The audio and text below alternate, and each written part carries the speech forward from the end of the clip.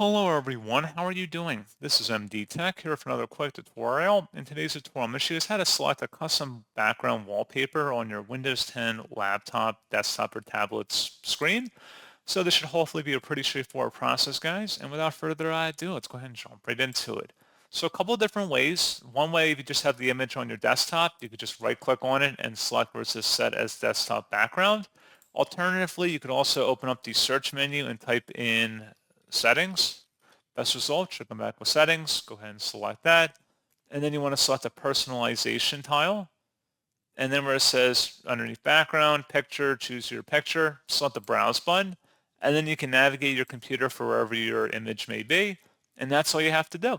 So pretty straightforward process on that, guys. And as always, thank you for watching. I do hope that was able to help you out. And I do look forward to catching you all in the next tutorial. Goodbye.